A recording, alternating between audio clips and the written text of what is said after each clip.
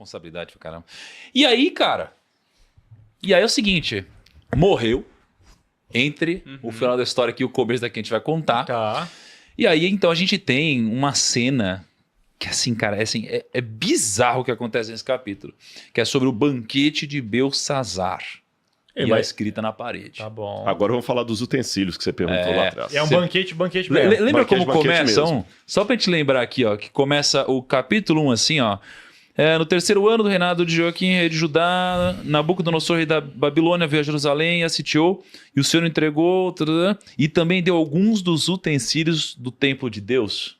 Isso, aí agora a gente está no capítulo 5. Tá bom. É tipo assistir uma série que você tem que prestar muito bem atenção nos episódios, porque às vezes alguma coisa que aconteceu no episódio 1 volta no episódio 10. Sabe quando você termina a série? Você fala assim, meu... meio que isso. Aí você precisa escrever assim, o que você não viu? É Você precisa procurar isso aqui, Lembra né? quando tava lançando Dark, que lançaram até um site pra explicar direito, porque a galera perdia as Eu coisas? nunca assisti Dark.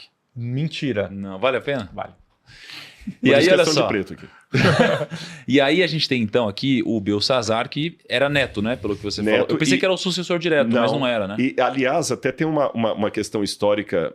Daqui a pouco eu falo dessa questão histórica, porque o último rei da Babilônia foi Nabonido. Então, muitos. Porque assim, foi um progresso. No início, os críticos da Bíblia diziam que Daniel era totalmente uma novela. Que não existiu Daniel porque até a Babilônia estava desaparecida. Que isso?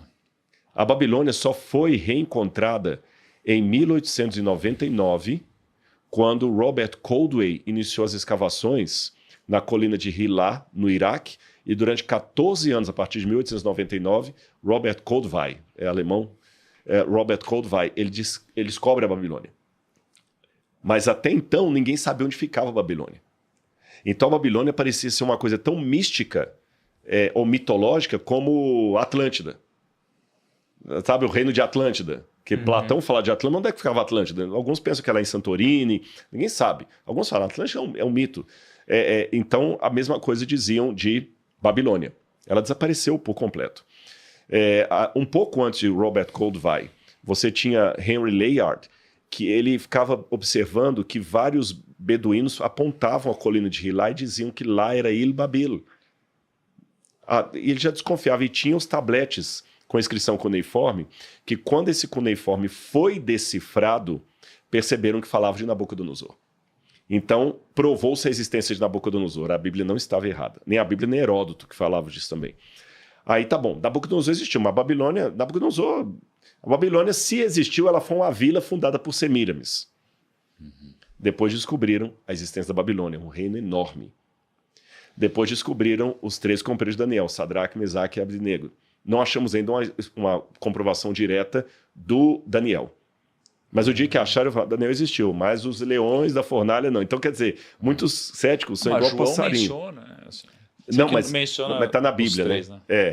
Então, aí, com relação ao Belsazar, que os críticos, assim, também quando ele quer colocar na cabeça que ele não aceita a Bíblia, é interessante. Você mostra uma evidência e fala, tá bom. Mas isso aqui não. Você entendeu? Ele sempre fica procurando alguma coisa para negar. Hoje eu não tenho nenhuma prova arqueológica fora da Bíblia de Daniel. Então Daniel não existiu. O dia que acharam Daniel, tá bom, Daniel existiu. Mas os leões da... Você entendeu? No caso do Belsazar, quando começaram a decifrar a lista dos reis da Babilônia, o último rei da Babilônia era Nabonido. Aí, na época, muitos artigos foram escritos falando assim, a Bíblia errou. Porque não existiu na Babilônia nenhum rei chamado Belsazar. Temos a lista completa dos reis da Babilônia, desde Nabopolassar o primeiro até Nabonido o último, e não existe nenhum Belsazar ali. E além disso, Nabonido foi o último rei da Babilônia. Não tem como ter outro. E aí? Aí, por muito tempo, o que os cristãos podiam falar é o seguinte, nós não temos uma explicação para essa contradição, porque aparentemente você tinha um argumento arqueológico que desmentia a Bíblia. Até que William Talbot estava trabalhando nos porões do Museu Britânico, traduzindo tabletes cuneiformes. Tem milhares ainda não traduzidos que estão lá no porão do Museu Britânico até hoje, que não é fácil traduzir isso. Aí ele achou uma oração de Nabonido. E ele viu que na oração de Nabonido, ele pedia aos deuses que protegessem o seu filho primogênito, Bel-Achar-Uzur, Belsazar. Aí o Talbot, que também era cético, falou, não vamos bater tanto nos crentes não, porque existia um Belsazar, sim, filho de Nabonido. Mas ainda assim a Bíblia está errada, porque Belsazar aqui está como príncipe, filho de Nabonido. E na Bíblia ele aparece como o rei Belsazar. A Bíblia continua errada. Até que depois acharam outro tablete que foi intitulado de As Crônicas de Nabonido. E descobriram nesse tablete que o Nabonido ele vivia sempre viajando fora da Babilônia. Ele gostava de ficar em Teimá ou em Susa. Ele não ficava na Babilônia. E na sua ausência, quem assumia o trono da Babilônia era Belsazar.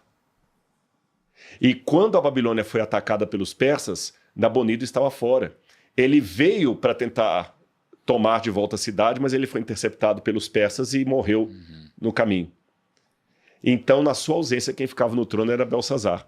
Então, comprovou que Belsazar, de fato, foi o último rei da Babilônia, porque o pai dele que era o rei, mas na ausência era ele. E aí, só um detalhe curioso, só vou antecipar esse detalhe aqui sem estragar a história. Quando Belsazar vai oferecer para Daniel prêmios para poder decifrar o que está escrito na parede, ele diz assim, olha, Daniel capítulo 5, versículo... Daniel capítulo 5... acabaram sendo trazidos. Portanto, aqui, ó, lê para mim, por favor, o verso 18.